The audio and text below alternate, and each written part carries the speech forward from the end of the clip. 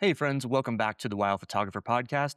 Today, I'm joined by Shem Compion, an award winning African nature photographer, author, photo safari guide, and true pioneer in the world of photographic hide building. And we'll get into what that really means in the episode. We also talk about what takes a wildlife image from good to truly memorable, truly great.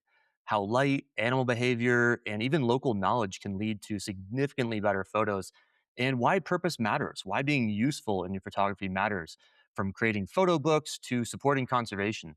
We also get into gear, editing, career longevity, his definition and kind of metrics for success in photography, and lots of really great wisdom from a true master of the craft. So, without further ado, let's go ahead and get into the conversation with Shem. Shem, welcome to the podcast. Great to have you here. Court, all the way from Africa. It's great to connect with you. Thank you.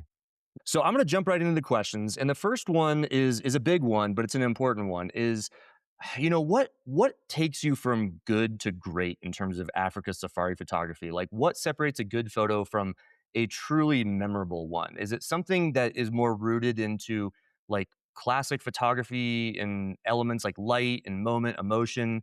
Maybe just the rarity of the sighting. Is it a combination and a little bit of all those things? Is it something else? What's your take on that? Yeah, it's a great question because I get asked it all the time, especially when we're on safari in Africa. What makes a great wildlife photograph? And to me, it's the one that speaks with emotion. And you actually find and you put an adjective to that image. And the adjective will be different for every person who looks at that image. It might be power or powerful. It could be a happy photograph. It could be a sad. It could be full of intensity. So emotion is very important as an adjective for a photograph because that's drawing the person in and creating a connection. The second element there is narrative. And you can come on safari into Africa and you can photograph a portrait of a leopard, a portrait of a lion, giraffe, elephant, and go home and no one will know where those photographs were taken from. They could have been taken in your local zoo. And if you don't have a narrative, and sometimes the narrative is about a tight portrait, the intensity of the eyes, and really going in as tight as you can. That's if the animal is very fierce or it's focused on its prey. The other side of narrative is showing context, telling the story of where that animal is at the same time as creating that emotion, that adjective. So if you can combine those two, then I think you really make a strong, compelling photograph. And that's when people stand up and take notice of images. So it's a big discussion we have on safaris. Like, how do you find the balance between those two elements, the emotive side and the one that's the narrative, the storytelling? Because you can have a storytelling photograph, but it could also fall flat in terms of its impact. So you've got to combine impact and narrative together. And once you do that, then your images start transcending the norm. There's 6,400 photographs taken every single second. There's a trillion photographs taken a year. And you've got to take a photograph where yours stands out and gives pause to the viewer. So imagine a viewer's flipping through photographs. He's seeing 6,000 or she's seeing 6,400 photographs a second. How do you make someone pause? And those are the two elements that I try to focus on and engage with people and say, hey, if we can get these two correct, your portfolio is going to just really improve it and make people stop and take notice. I couldn't agree more. I think you've really hit on and circled around a topic that I talk about a lot, and I really hammer it with my guests and when I'm teaching is the idea of wildlife in landscape photos. It's a landscape photo, it's a wildlife photo. It's not the big zoomed in all the time. Those shots are of course great. Like I love a full face shot of a lion or a cheetah. It's beautiful. You connect with the animal. The eyes are big in the frame, so you're peering into its soul. And that's awesome. But I think that we are, we're kind of susceptible to this in today's day and age where the telephoto zooms are getting so much bigger. Like 500, 600 millimeters is kind of like commonplace nowadays. Like to get to those millimeters, we're finding it easier and more accessible than ever.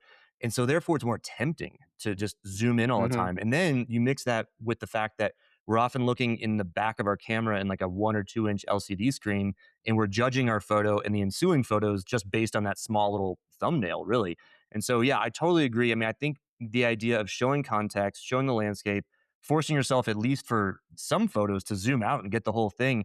Because, yeah, when you fill the frame with the face or the body, it might look great, especially in the back of your camera, but you lose that context and it could be taken anywhere. What are the Yeah. things in South Africa? What are the things in Tanzania? What are the things in Botswana that make it uniquely there? So, yeah, I love that. And then assigning like an adjective or a word, sometimes I've even heard from other folks like a verb associated. So, some sort of descriptor in your mind as you're composing, as you're thinking about the composition, thinking about the angles, et cetera, et cetera. So, yeah, great stuff there. No, I really agree about even if you're taking the photograph, thinking about that adjective, that verb, while you're taking the photograph. And because so often people are just focusing on the technical details, and now you get them to think, oh, hell, there's, I'm looking at this bird. What is it? Am I trying to convey? What is that emotion that I'm trying to convey? And once they start thinking like that, then they assessing their photographs in a very different way. Yeah, and often we are as photographers, the style of photography is often dictated by technology changing. And so you leaned on the fact that now 500, 600 millimeter lenses with these variable zooms that every manufacturer makes, Sony, Canon, Nikon, Fuji, these lightweight variable zooms that are easy to pack, much easier than a 500 prime and a 600 prime back in the day. And so everybody's got access to a long lens and geez, they want to zoom in. So they want to maximize that equipment. And it trends to a much tighter photograph. So you've spent so much of your life in wild places, especially across Africa. When you arrive into a new landscape, it might be new for that trip, it might be new for the year, maybe just new to you in your entire career. What's going through Shem's head as you make that great photo? Again, is it the classic elements? Is it something else? Like, give us a peek inside your brain of you're walking up on a new landscape or a wildlife sighting. What's going through your head as to how to really, nail that one? And you've already elucidated a little bit, but is it a stepwise thing? Is it a checklist? Is it spontaneous? Is it opportunistic? Is it more proactive? Where are you at on that? No, I love the question. Out of all the questions, this one really stood out for me. I love the fact that we're trying to find something different. And I go to a new location. My immediate thought process is what's making this place stand out as different to every other place in Africa, every other location. And I'm separating those by landscapes and I'm separating them by wildlife. And the wildlife might be certain behavior that happens in that area that's unique to that location. Landscapes, of course, change across Africa. And then I add to that the light. Like, what is the light doing to these locations? So, and then I plan around that because the light can transform a location, as we know, early morning or late afternoon light. But some places they need to be shot in after dark, when in the blue hour. And so I'm definitely looking to see what makes this place different to everywhere else.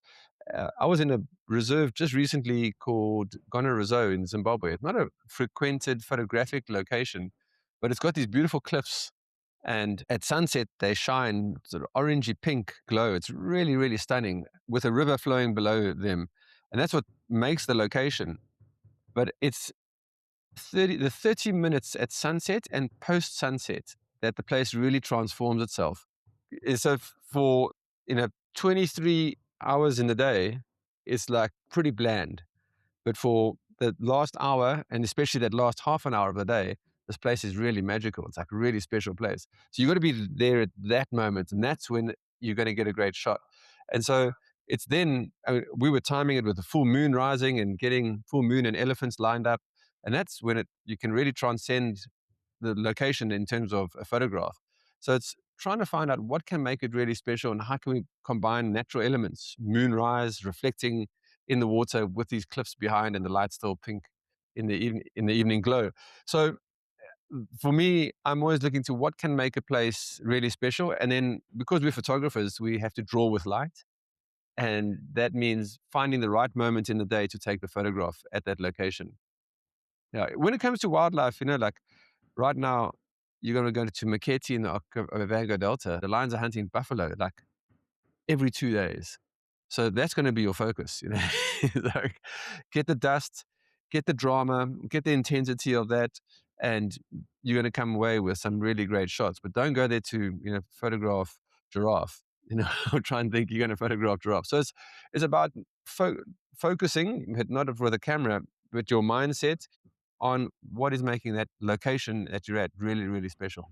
So you've opened the door to something that I feel very strongly about, and that's the use and the benefit of having local knowledge, institutional knowledge, having not just great guides, but photographic guides. And for two photographic guides sitting here talking, this sounds like a very self serving comment, but this is coming from nothing but a very helpful place. I'm wondering if you can touch on, you are very rooted in natural history, not just photography.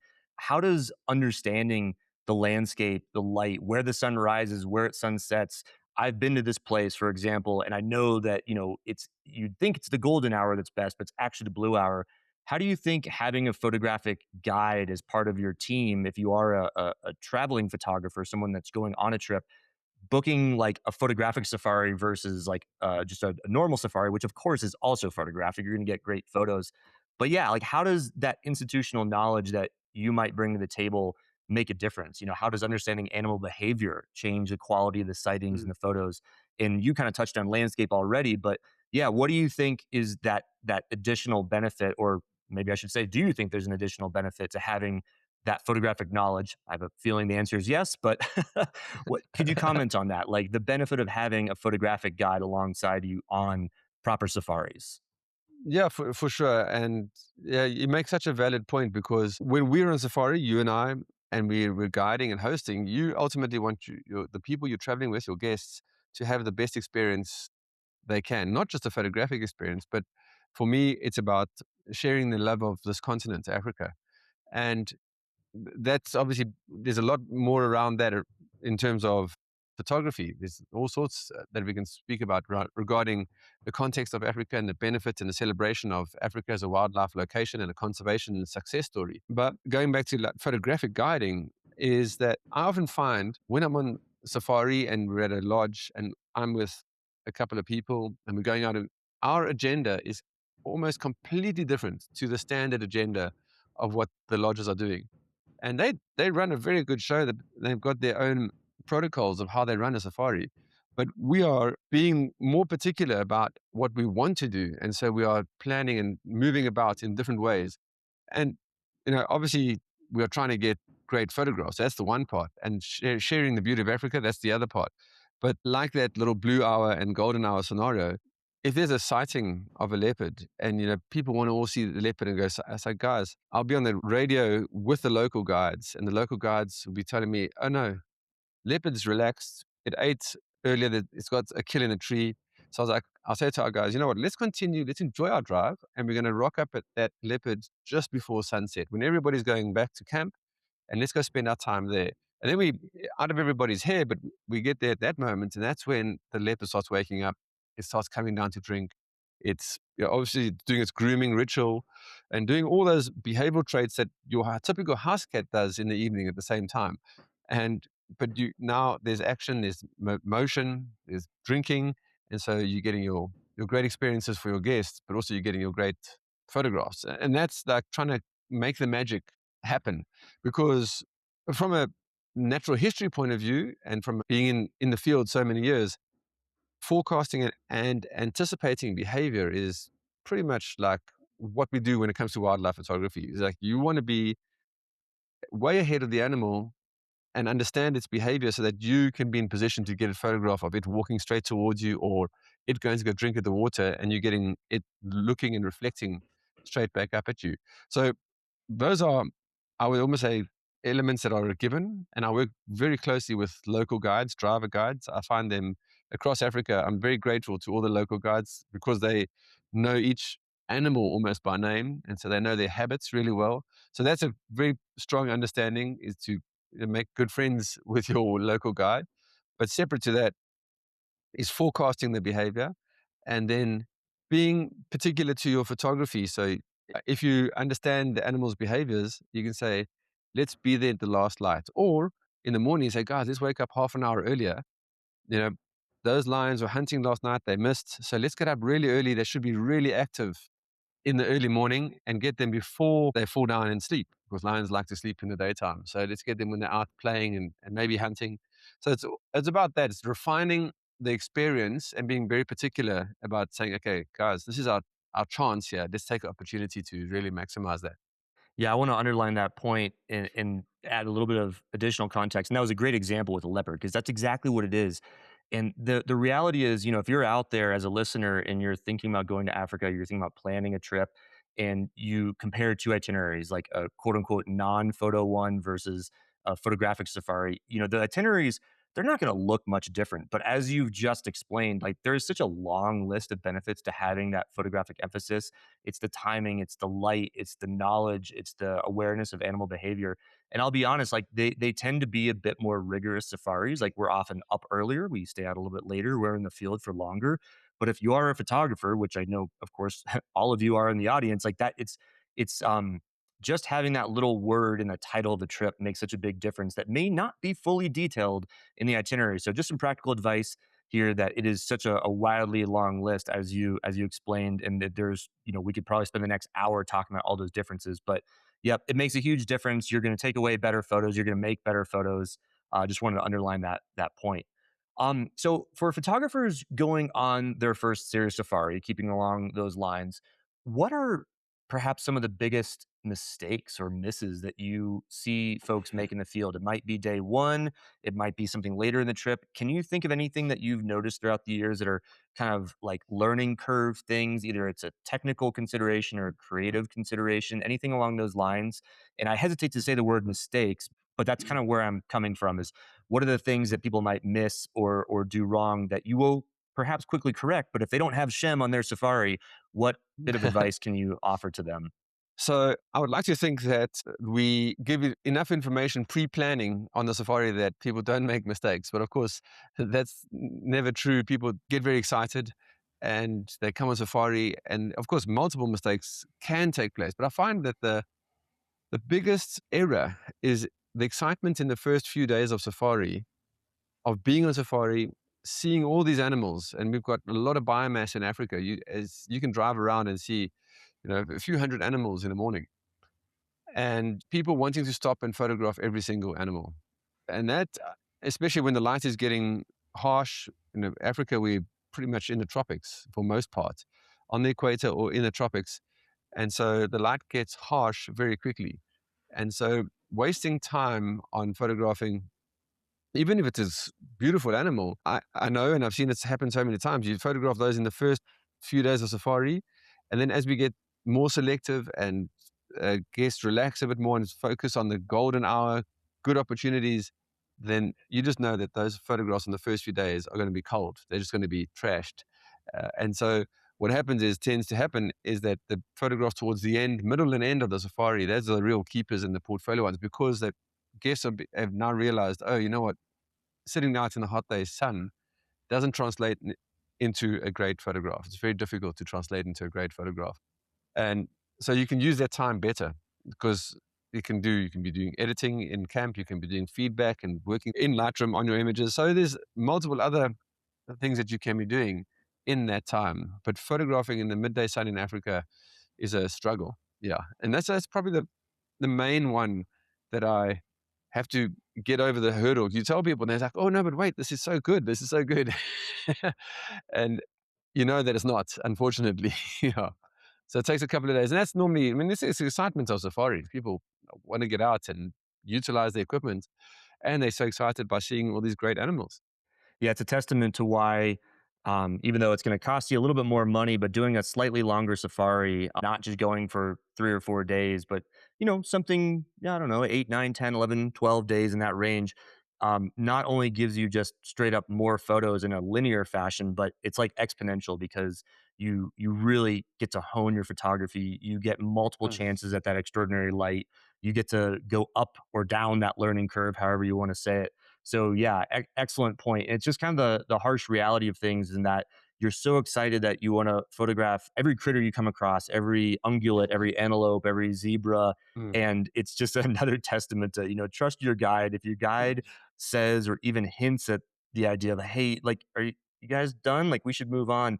Because it's so tempting. You know, you don't know if you're going to see another impala over the course of the trip. You will. You will see more springbok or zebra or impala. So yeah, Yeah. moving on. It's hard to do. It's so hard for me to sit at my desk here and tell you to do that, but just kind of keep that in the back of your mind as listeners that yeah, your guides kind of know the story that they're trying to tell and give you throughout the course of the trip. And yeah, Mm, excellent point, Shem. So moving on, you have built specialized photographic hides, from my understanding, and this is a really cool thing. So a hide or a blind, for those of you that don't know, is usually a structure that is, you know, built. It's got some natural look to it. It might be built into a cliffside or using natural vegetation, but they're really very helpful for photographing animals at low level safely with very indifferent reactions from the animals. They don't really see you, they don't notice you. So it's a really cool thing. I'm wondering if you could talk to me about that. What has it been like working from hides, and it sounds like maybe even designing them? What has it taught you about, you know, patience and perspective and perhaps seeing wildlife differently? Because again, this is mhm. not from a vehicle. This is from some sort of structure that is lower to the ground. You sit in place for longer. You're kind of waiting for the opportunities. Wonder if you can touch on that. I'd love to. I'd love to because it's very close to my heart. I've been involved with hides now for 15 years. And it all started when I was very young. My grandfather, I grew up on a farm, which in this context means small working orchards and a lot of open bush country. And my grandfather was a very keen bird watcher and a bird photographer. And he would build these blinds, mobile blinds mostly, to film birds. Some of them were in the bird bath in the garden, but most of them were out in the field, like out in this bush country. And we had owls that he would set up these blinds for and then move the blinds in over the course of time to be very close to the nest and then film the little owl coming out and sitting on the perch. And I was a part of that. You know, I was a young boy, very impressionable upon me. And that phase of my life passed. And when I started photographing wildlife, I got to a point where I thought, you know, African photographers are actually quite lazy because we all just sit on vehicles and we drive around, you get driven to your sighting, and all the photographs are from the same angle, the same perspective, just on the top of side of a vehicle, that classic sort of 5, 6 feet above the ground. And first, I thought I'd love to get some photographs of elephants low down from an angle. Let's try and change the perspective. And I had some remote cameras and I tried that, but you know, elephants are dangerous animals when they can be. And so I lost a few cameras using the remotes. So I realized now I need to change my angle here. The different, more a cheaper alternative to losing cameras. And I harked back to the days of working with hides with my grandfather. And so I approached the owner of the reserve called Mashatu Game Reserve, which is in Botswana, and explained to him what I wanted to do. And within a week, I had put a pitch together. Within a week, we had a signed agreement. It was very open to testing it. And the first one, which is still the one that's going today, it was a shipping container, a 20-foot shipping container, which we sunk into the ground with a water hole in front of it. And that water hole had been on the property on the reserve for 30 or 40 years. So it was an established little water hole. We put that container in and immediately became a great success. And that's hard even today, that water hole. I mean, amazing activity that happens there. Multiple award winning photographs. The Wildlife Photographer of the Year 2013 winning photograph, the overall image was taken from the hive. So we've had all sorts of successes with it in terms of other people taking great photographs. But really, what makes it so special is that when you're inside it, you're standing in the hide, but your head is at ground level, and changes your perspective completely. Especially when an elephant's footprint is 1 meter away. You got this. You see every toenail sticking out, and you're like, "Whoa!" Or the elephant's trunk comes into the hide and sniffs you. You realize, "Wow, I'm completely safe now. I can't lose my camera equipment." But you're at eye level, and it changes that perspective changes people's ways they approach wildlife. But I think the thing that struck me the most is that an animal won't come to you unless it feels it's safe. And so often on drive and when you're out in the field, animals are slightly moving away from you because you make a noise or the vehicle makes a noise, and so you're getting the third quarter, the hind quarter view of an animal. Where now they're coming towards you, And it's something as small as little banded mongoose or guinea fowl coming to drink or baboons. And you're like, wow, these guys are like, they feel safe in my space and they come towards you. Then the elephants come and then they just take over. You got 30 or 40 elephants all around you, drinking water, spraying. The sound is actually the most impressive. So it's very tactile, the experience, because you think you're going there for the visual effect, but my gosh, the sounds and the smells, it becomes this very sensory overload experience. And we've had people in tears many times, with especially when the elephants are coming in and they just take over. Baby elephants are in the water, and this is all happening between sort of 5 to 10 yards away from you.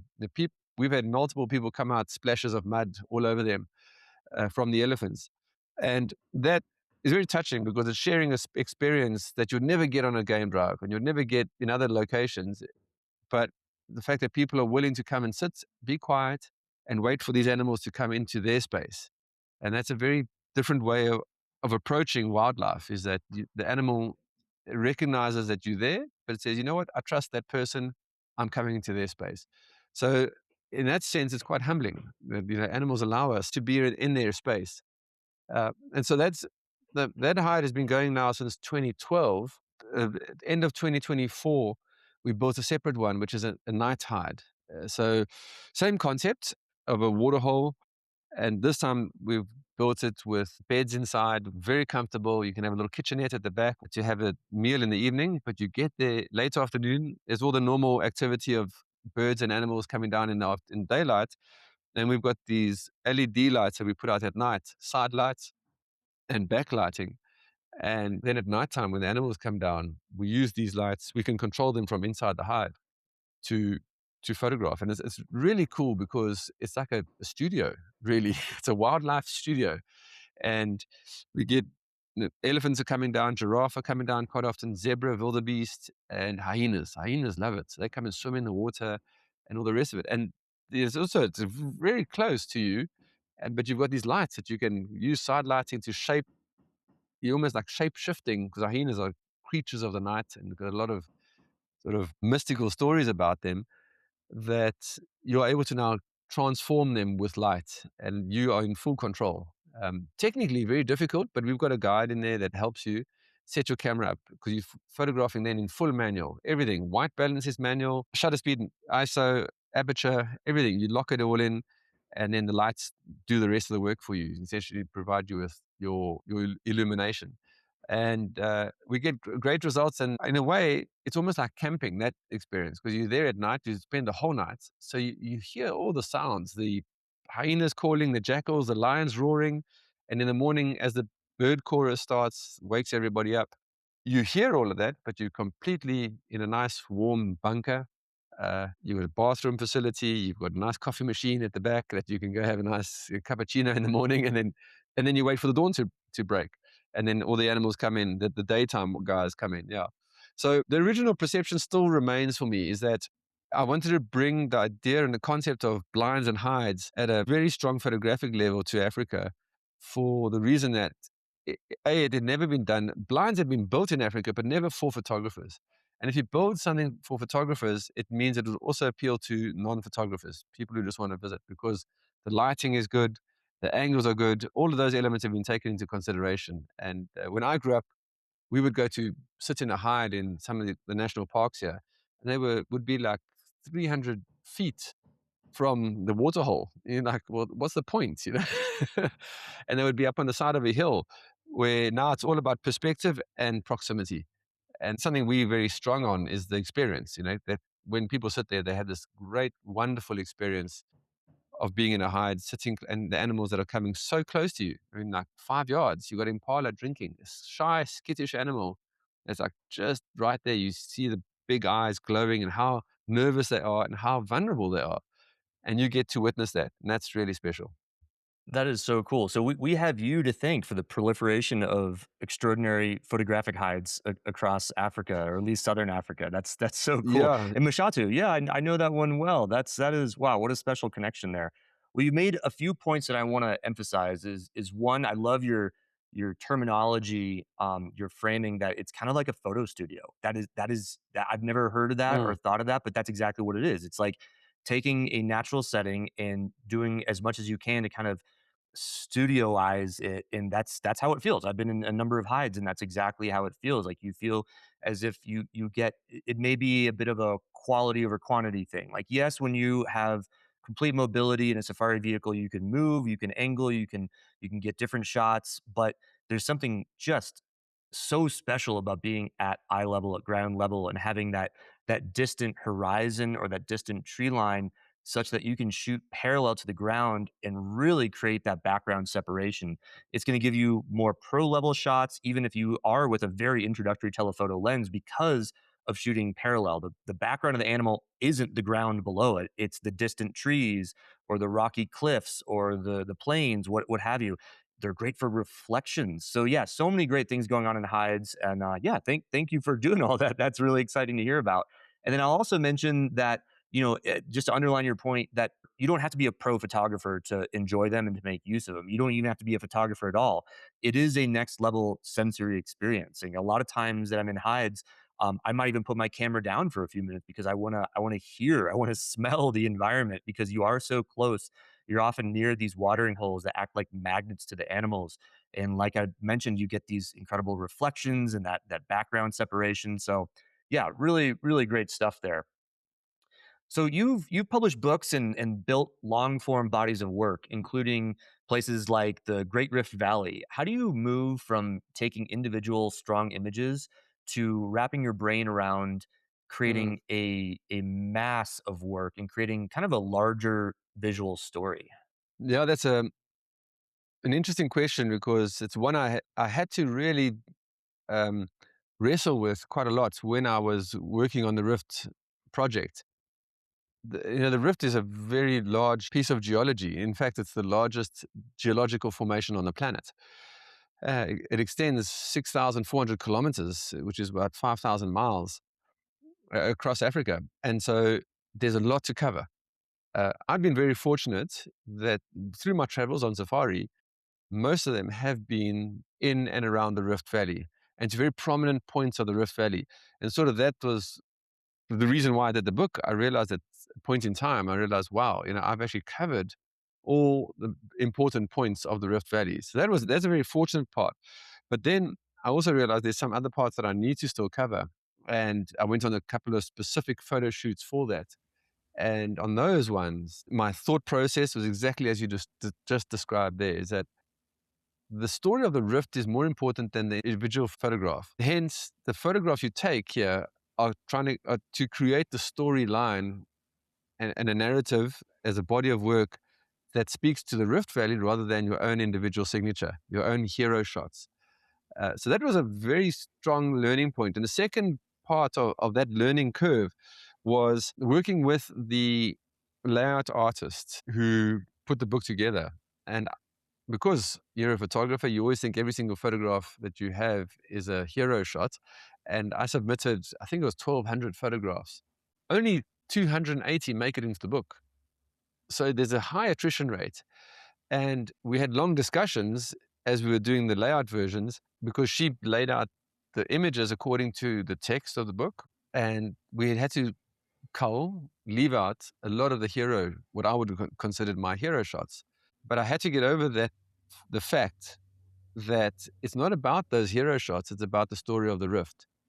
And that was the second lesson, the second time I took the lesson. And she was very adamant about it. And I give credence to her now because you have to step your ego aside and put your hero images, they can be used for another day in another project. But in this instance, the rift takes precedent and you've got to sort of focus on telling the story of that. And for photographers, I think that's quite a difficult thing to do because you always want a portfolio of your best photographs. Boom, straight up. That's what we love doing. We want everybody to see our greatest work. And when I did those other shoots, my focus was, okay, I'm going to a place that is not very photogenic, but the story behind it is incredible. How do I get images from this day in this location that are going to work in the book? And so I focused on that. And in that instance, I did a collage of images because it was finding fossil finds that we had found. Not very pretty, didn't have a lot of ambiance to them. So making a collage was the best way to get around the fact that we didn't have great hero images.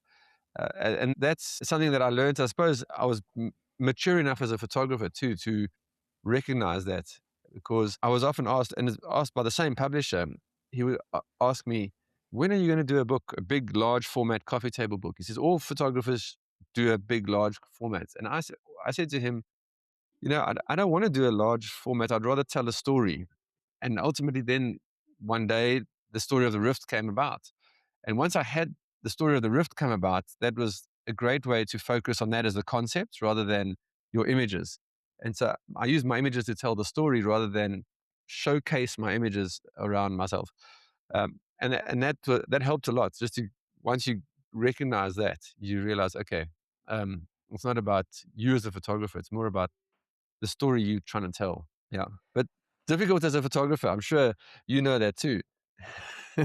Oh yeah, we all want the biggest, best, boldest, baddest collection of our photos to be Hmm. useful, right? To have new life, and this makes me think of something that a previous podcast guest had said as actually one of his biggest pieces of advice to either younger up and coming photographers or really just photographers of all ages, especially those that are going to continue with more photo trips, try to expand their work. Obviously, the constant quest to improve. Is his advice was make a photo book no matter where you're at in your photographic journey. Like work on a photo book.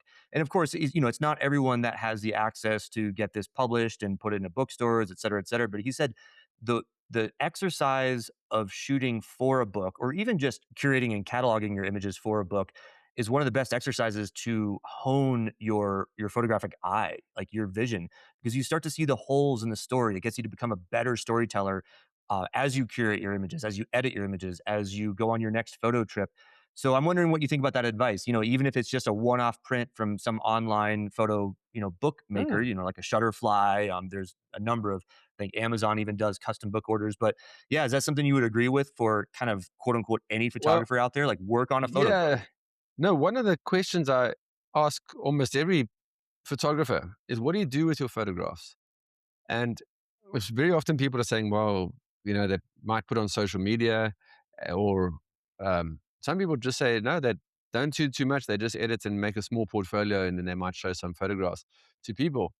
But what I'm trying to get at is, what is the purpose behind their photography? So a photo book, even if it's for personal use and use it put on your coffee table at home, or print 10 copies, that is a great purpose to have, because all of a sudden you've you've got pages to fill, and you've got the ability to tell the story by filling those pages of this little holiday that you're on. It could be, going to Malta.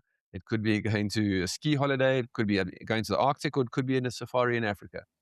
But all of a sudden, you've got a purpose. And I've seen some incredibly great little photo books, because it tells the backstory and the behind the scenes, and iPhone shots of how they had fun on safari, but also the hero photographs in a double page spread of elephants feeding in a beautiful valley in the late afternoon sunlight.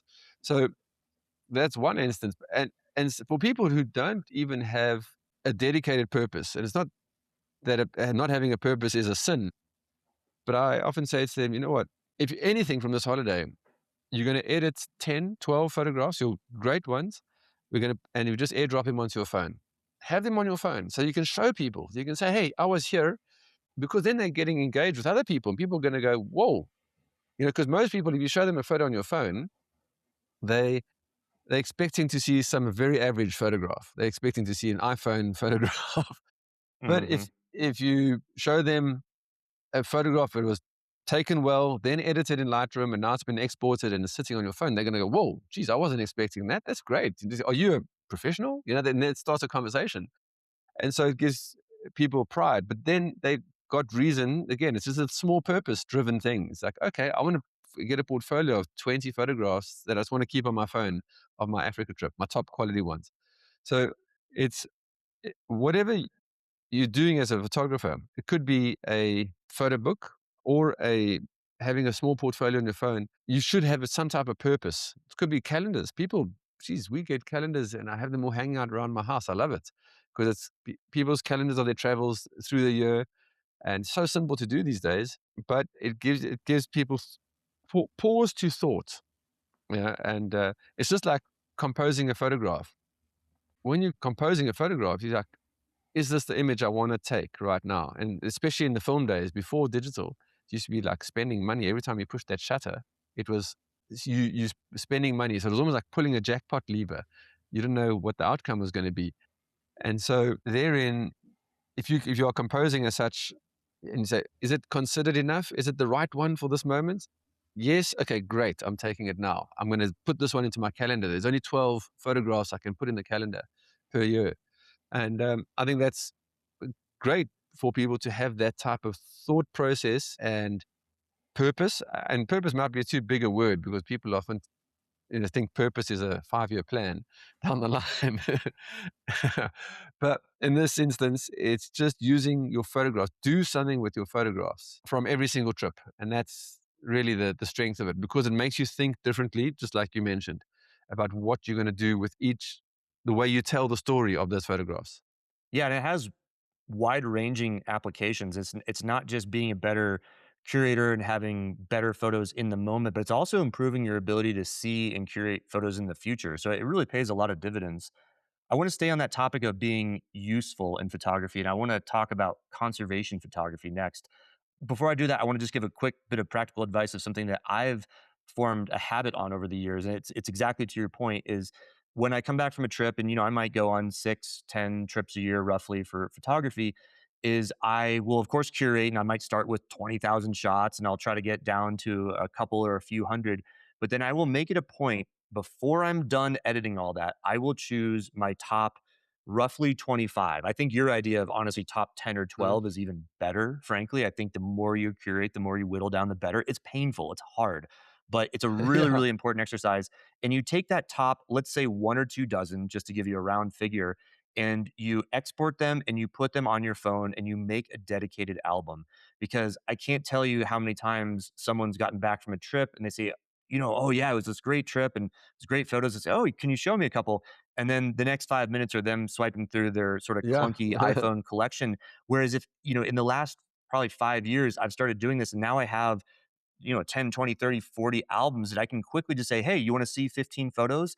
It's not intrusive. It's not invasive. We could be at a dinner party. It's not going to interrupt anything and be like, hey, within 5 seconds, you can now, swipe left and see my top, what I view as a top 10 or 15 photos. And it's a really, really great habit and workflow to get into with, again, coinciding with your main editing. So you do not stop looking at those photos. You are not done with a project until you put that album on your smartphone. And so, yeah, Mm. excellent. Excellent point there. Okay, so conservation photography. I would view probably both of us as conservation photographers. I don't think there's a Webster's dictionary definition of a conservation photographer, but I would say we're probably both in that realm. I'm wondering how do you use photography as a conservation tool, and equally importantly, how might you advise others if they're keen to do the same all around conservation photography? How do you become useful with your photography in the realm of conservation? I want to start the answer by going back, and this might be general knowledge or common knowledge to your audience on that side, but I find it when I first understood this, I thought it was the most powerful metaphor for conservation photography, and that was in the 1930s and a little bit earlier than that, American photographers that moved into the hinterland of the United States, discovering places like Yosemite, Yellowstone, and the Grand Tetons, and many others. They brought to the American consciousness these beautiful areas. These places had never been explored. And so there's power in imagery because, with the support of John Muir, by 1940s, all these places had been proclaimed as national parks. And today they are very firmly entrenched in the American consciousness. It's part of your social construct, really, is these magnificent national parks. And that was due to photographers showcasing these beautiful areas because roads had not been made and vehicles couldn't get into them. So it wasn't a weekend destination which it is now, which these places are now. And I just found that incredibly powerful that the photographs that were taken by Ansel Adams and various others were the catalyst to proclaiming these areas that are so close to the hearts of pretty much every American. I would say. And so if we use that as the analogy, I still think that conservation photography is a powerful, powerful tool. And we've seen it happen every so often where a single photograph in these days makes a big noise about certain elements. The reality is, and I touched upon it early on in the talk, was that there are more and more photographs out there. So that dilutes the message and dilutes the impact. A trillion photographs are taken every single year currently. So the the story is, or the lesson here is, how do we still make it as impactful as possible? How do we get a conservation storytelling to be as impactful as it was, or at least to change views amongst people? And I found that it happens in two ways. One is that you can travel to areas that require conservation input. And by traveling to those areas, you're funding them by staying in the lodges, by paying the conservation fees. And very often we are also involved in donations to these areas. So that's one very practical way, is to simply travel to conservation areas. And it's the same almost anywhere in the world, is if you travel to a conservation area, the fees that you are paying help fund those areas. The other is being involved in, this is for the everyday photographer that might want to be involved in conservation. And that is to be involved with organizations like Archive, ARK, like an ARC, where their images are used for science, for conservation. And so it's a library body of work that is crowd-funded and crowdsourced. And that really is a way that any individual can be involved in. But on the professional level, conservation photography, it's, I think, again, there you have the real opportunity to do powerful stuff. And together with that and video these days becomes a strong, compelling storyline. This is this is strong stuff, and we've seen the results of those type of photographs. Um, the individual ones that stand out. There was a seahorse photograph holding an earbud. I think you might call it something different there, a couple of years ago, and that made a massive splash, especially because ocean pollution and plastics that told a big story there. But images like that are standalone examples. But when it comes to conservation photography and storytelling, I think it's more about the portfolios that really work.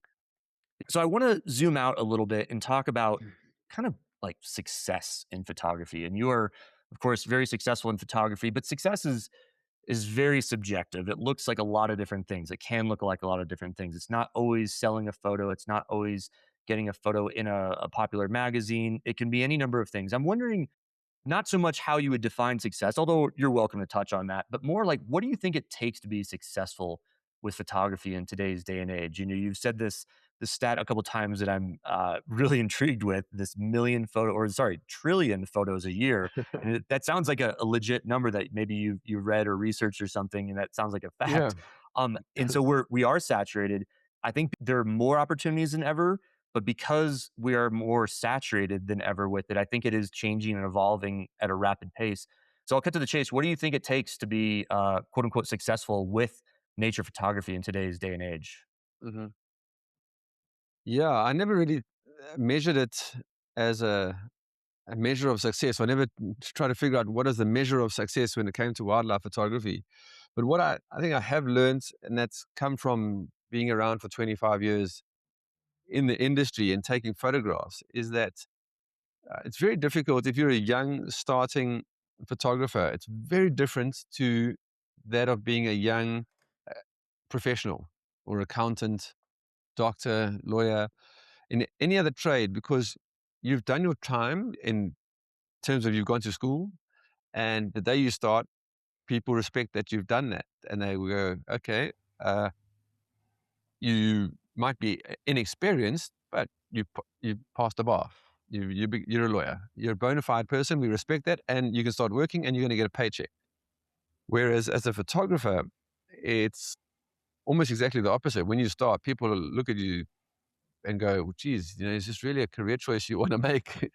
And what I found is that the the success curve is hyperbolic, and it goes very parallel to, or very small gain in the beginning, and just goes very, very flat, and then it starts curving upwards, and then you trend upwards. And I'm giving that some thought. I was like, well, because I went through the same process. So, yeah, for a number of years, you grind it out. You're trying to make a name for yourself. You're trying to make images of relevance and let the world see them. And you're trying to get work and you're trying to pay your bills. So you marry that for a long period of time. But at the same time, you're building a body of work. You're learning as a photographer to take better photographs. And that's why I say it's hyperbolic, because you start getting more and more work. But then, because you've got a chronology of work, a library of time that you've captured as a photographer, as that curve starts trending now rapidly upwards, you've got that as your reference and you can always lean back. So, a case in point is the Rift book. By the time I decided and figured out, okay, I'm going to do a book on the Rift, I only had to do 2 field trips to get certain material. I had the whole body of work was already there. And I've done a number of other books, but prior to the Rift, the 3 prior to the Rift, I didn't have to leave my office in order to get the photographs. I had the library of images was there. And so we could make selections from my library, send it off to the publisher, and I'm paraphrasing how and simplifying how how simple the process was, but it didn't require a lot of man hours. It didn't require field work and tough. That's already been done early on in the career. And so now you can utilize those images. And so they become assets to you. And um, yeah, so that's the one point. And then the other point is, as a wildlife photographer, because you're capturing natural history, you're also capturing a timeline of history. So events change. So certain animals or certain events might not happen again. And then you've caught that piece of history. And that becomes valuable over time. So, like the camel caravans of Ethiopia, I photographed that in 2013. I went there on a private trip. I got amazing photographs, 3 days of just immersing myself with these camel caravans. 5, 6 years later, they built a tar road to where these caravans were going. This is a 900-year-old trade route that was 8 days of walking with camels to collect salt in the desert. And it was a place called the Danakil Depression. And then they built a bitumen sealed road all the way down to this area. Of course, if you can drive a truck down, you don't need the camel caravan anymore. So those images all of a sudden become very valuable because that doesn't exist anymore, but people still want to utilize them for publications and all the rest of it. So um, never discount the fact that you are recording history as a photographer. Yeah. And so going back to the question of, success, but as a photographer starting out, it takes a lot of thick skin for your first few years and if you can get through that, show the perseverance, get through it, have the body of work to stand on its own, then you'll see that curve as flat lines goes flat line for a couple of years and then it starts going up and hyperbolic is a great way because then hopefully you just shoot through the ceiling and shoot the lights out as a photographer. Yeah. So speaking of the evolution of photography and especially recent advancements, I want to touch on photo editing, processing. This is your lightrooming, Mm. your photoshopping. At least to me, it seems to be a really paramount aspect of photography in today's day and age. I'm wondering what is your approach to editing? And obviously, huge topic. We could go on for hours about this, but just in general, maybe you can say a little bit about your organization style to curating or sorting. Maybe any real overarching kind of techniques. Are you spending minutes per photo? Are you doing more than that, less than that? Just a little bit of glimpse into your mind as to how Mm. you go through the processing part of digital photography. Sure. Yeah. Well, and this is also for anybody who's like thinking about taking on photography seriously, your digital asset management is probably the most important thing when you sit down. Forget about editing your photographs for the moment. The most important thing is how are you going to find your images in 15 years' time? A- And so I delved into that pretty impressively early on when Lightroom, Aperture, there were a couple of other Photo Mechanic, all these other programs were out. And I settled on using Lightroom and I went hard on the digital asset management side. So I make sure my images are downloaded, backed up, but they're also keyworded, they're star rated. on import, they are generically keyworded, and then I individually keyword too. So elephant, lion, which is very painful. And I can't wait for the AI software interface to start recognizing that and doing it for me. That'll It's be coming. I'm the very excited greatest about that gain. as Yeah. well. Yeah. I really can't wait for that. Um, so very importantly is being able to find your photographs, and because you have a publisher, an editor, or a book, that project that you want to work on, and you're trying to find that specific photograph that you took, you took it, but you can't find it. Oh my gosh, it's the worst feeling in the whole world. So finding your images is the most joy you'll ever have 10 years down the line. Yeah. Then editing itself, I would consider myself a lightweight editor. I understand all the various principles, and in the past, when I was working on like doing a lot of landscape photography, I was in Photoshop and using luminosity masks and so on. So I've delved heavily into the technical side. These days, I use Lightroom as my primary tool. I pretty much don't open Photoshop at all. So I try and maximize my skill set within Lightroom, but my typical style is that I don't edit my images too hard, and I don't push in too much at all. And to answer your question the way you asked it earlier, if I'm sitting down and I'm running through a whole group of images and I'm busy star rating them as I'm flying through them, and I'll find one that I want to quickly look at, I'll spend a minute on it, crop, tweak, do the basic edits, and that'll be a good foundation. If it's an image that I really think is really strong, I'll definitely spend a couple more minutes on it. But I'm looking to create more punch out of it. And my philosophy has always been to get the image right in the field. So that by nature takes away a lot of the editing out of the image. Uh, and then this only other part of it is that if I'm doing an image for like a fine art print, I have a couple of elephant photographs that are very popular for printing. Then I sit down and clean them up really nicely. And if it's I'll do a black and white and I'll put it into silver effects, and I'll go into the special, all the locations and tweak and work on those certain areas. So essentially, silver effects there to maximize light contrast. They've got a very lovely tool which I've just forgotten right now, but it's one of the sliders. It creates a lot of definition in the scenes. Yeah. So those are for the fine art prints, and then I obviously save that file so then it's ready to go for the next print and the next print onwards from that. Uh, but I'm very comfortable using Lightroom as my primary tool, and that pretty much answers, I think, the the question of how much editing we do, because Lightroom is limited compared to something like Photoshop, where you can go completely to town. But I'll reiterate again, Lightroom's a fantastic tool, and the most of the power is actually in the management of your photographs and being able to find them. Yeah, talking about the keys to success when you are just starting out at any age, at any point in your career, your second career, your third career, starting out and creating a master plan for that digital asset management is huge. Your future self will thank you so much. Yeah. So switching gears here, let's talk about gear. What do you shoot on, Shem? Yeah, I've stuck with Nikon through my whole career. I dabbled with Sony for a short while, and but then ended up sticking with Nikon. And currently, I'm using the Z8 system. I use three primary lenses right now, and I mentioned it earlier in the talk. Was that these variable super zooms have become so popular, and Nikon make one called a 180 to 600. It's a f6.3 on the long end. And that is such a light 600 millimeter lens. It's unbelievable. And that combo with a Z8 works wonderful as a go to lens when I'm going on safari. The Z8 is a fantastic camera. It's got one or two small little quirks that you have to work around.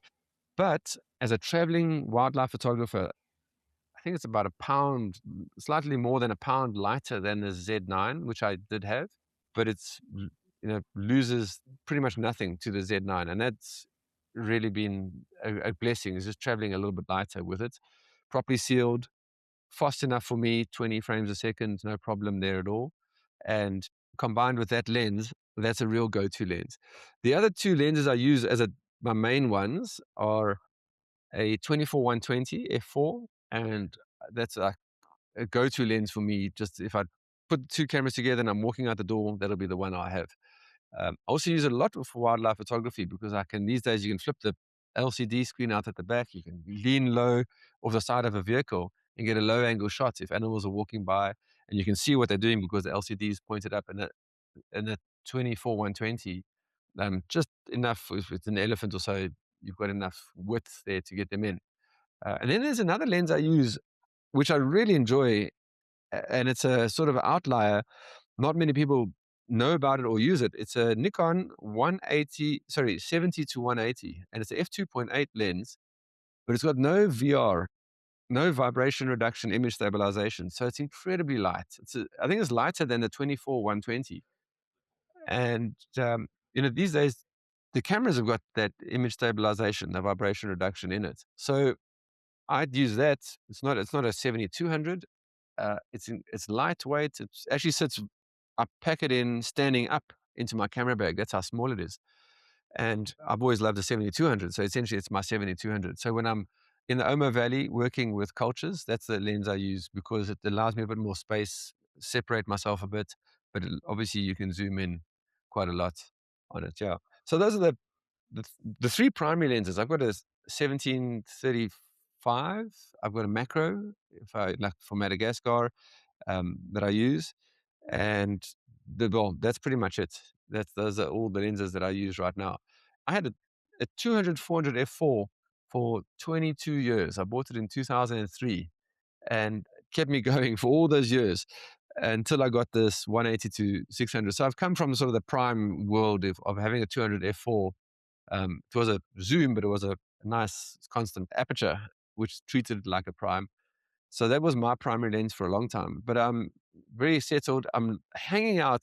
I'd love to see what this Nikon, what's it, 120 to 300 with a 1.4 converter is coming Mm, out sometime this year. It's got a f2. It's f2.8.